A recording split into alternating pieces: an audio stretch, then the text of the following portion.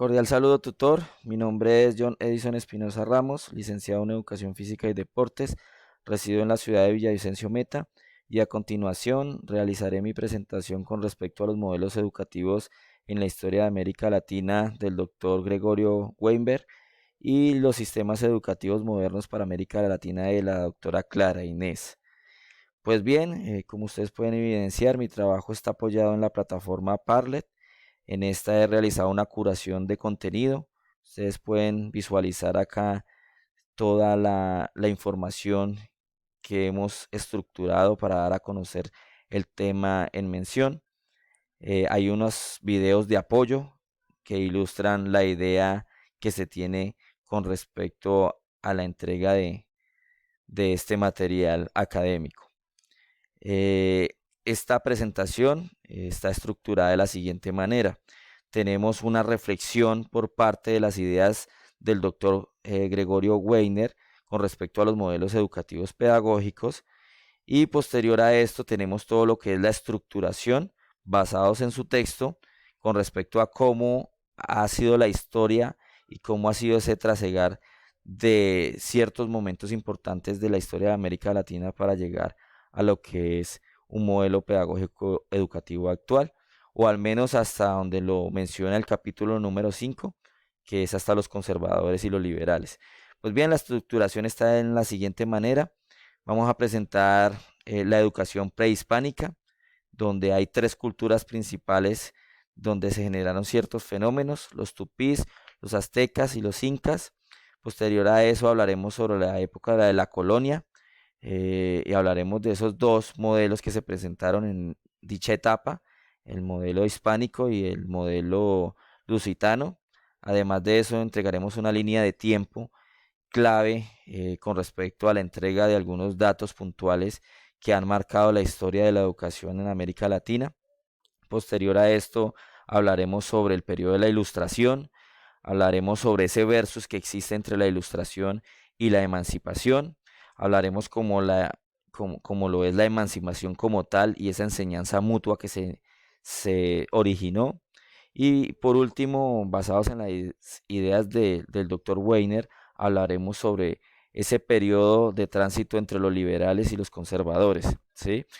Finalmente, esta presentación hablará sobre algunos datos importantes o reflexiones importantes que nos dejó la lectura de los sistemas educativos modernos para América Latina de la doctora Clara Inés Estramelio. Pues bien, arrancaremos con la siguiente reflexión. Digamos que a lo largo de la historia los modelos educativos han sido producto de factores políticos, económicos, religiosos y culturales, entre otros, ¿sí?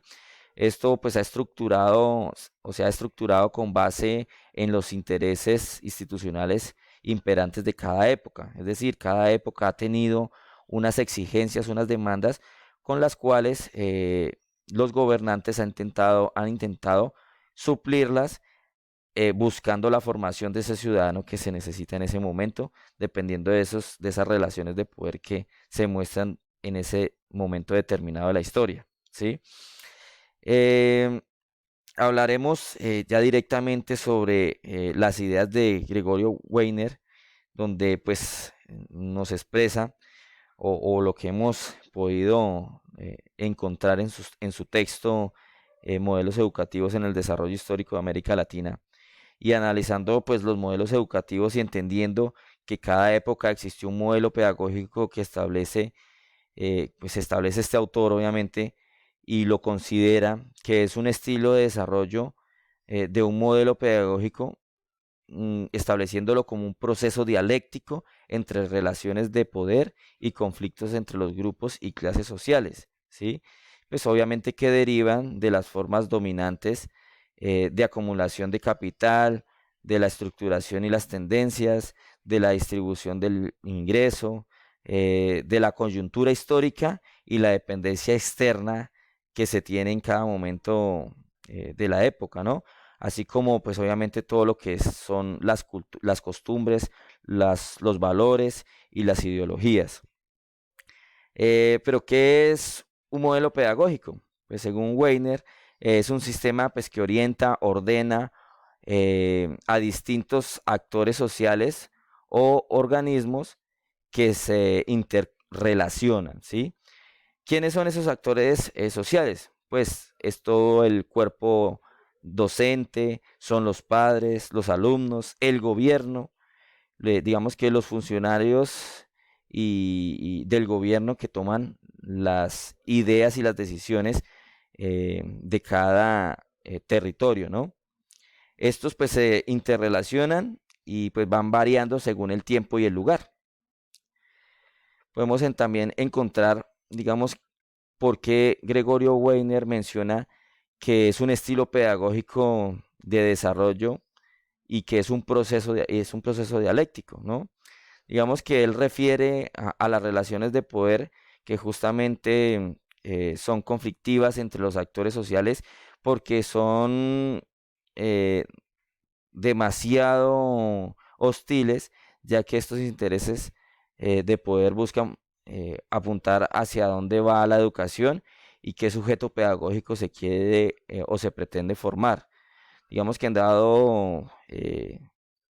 dado caso, se generan, digamos, debates y controversias que justamente se generan en el gobierno, que es donde, como ya mencionaba, se toman las decisiones para poder orientar ese ideal de ciudadano que se quiere formar. Digamos que es por ello que el modelo educativo se encuentra íntimamente relacionado con el desarrollo de la región, ¿no? Porque pues depende obviamente de los gobiernos y de lo que ese gobierno quiere con ese contexto determinado. Para concluir con el análisis del concepto propuesto por Gregorio Weber, pues cabe mencionar que esa toma de decisiones va cambiando a lo largo de cada época, o sea, a lo largo de la historia, de acuerdo a las implicaciones económicas, sociales, políticas, religiosas que tienen siempre que tienen siempre en cuenta que el sujeto pedagógico se pretende formar, ¿sí? Esta es la reflexión que podemos tener del doctor Wembler. Eh, Hablaremos ya directamente de la estructura de su texto y hablaremos de la educación prehispánica. Esta educación está basada en la imposición de los modelos europeos por parte de los conquistadores. Digamos que se hizo violenta o violentado el modo de vida de nuestros aborígenes. La colonización por parte de Europa fue muy traumática para nuestra población prehispánica, ¿sí? Tres culturas principales que son rescatadas dentro del texto son los tupí. Digamos que esta comunidad ya daban los primeros pasos de la revolución agrícola, superando así, digamos, las condiciones de tribus que se dedicaban solamente a la caza, otros a la recolección. Digamos que estas comunidades hicieron un seguimiento de su camino propio eh, y muchos pueblos de la selva tropical que ya habían, digamos, logrado una transformación de muchas especies de plantas de cultivos, empezaron a seguir esa misma hegemonía para poder seguir creciendo. Encontramos también la cultura azteca. Digamos que esta comunidad alcanzó un alto grado de desarrollo debido a que tuvieron un conocimiento avanzado en diversas materias, ¿sí? Digamos que en esta sociedad el ideal de hombre que se tenía o estaba destinado era para, desde que eran infantes, se destinaban los hombres para la guerra y a las mujeres obviamente para las tareas del hogar dentro de la civilización. Otra cultura fundamental dentro del texto del doctor Weiner son los incas. Digamos que este sistema durante digamos que el incanato, como ellos lo mencionan, cubría a las personas en general. Digamos que la educación en ese momento duraba solo 4 años y digamos que empezaban a estudiar desde los 12, aproximadamente son los datos encontrados.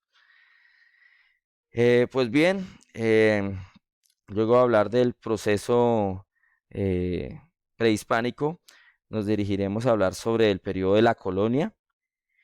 Digamos que el periodo de la colonia tiene tres procesos y tiene dos modelos fundamentales. El primer proceso colonial es obviamente la colonización.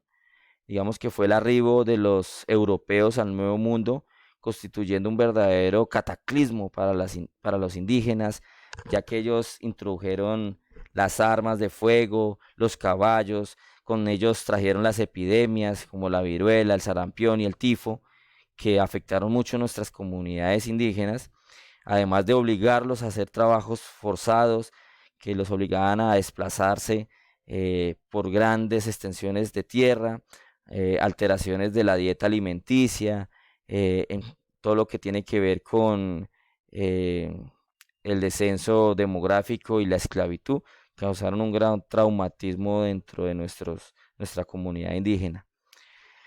Otro proceso colonial fue la esclavitud negra. Digamos que esta trató de suplir la mano de obra que escaseaba o tenía bajo rendimiento en las regiones dedicadas a los cultivos tropicales como tal, ¿sí? Otro proceso es la evangelización. Digamos que la lengua y la evangelización fueron instrumentos eficaces para fortalecer el predominio europeo. El cristianismo y el poder siempre han estado unidos y desde el principio la han evangelizado o la evangelización fue clave para el plan de español y su expansión y sometimiento para la comunidad indígena.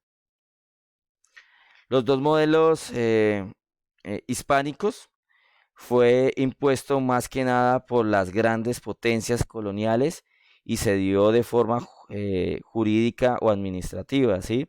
Digamos que la existencia de una sociedad poco homogénea con mayorías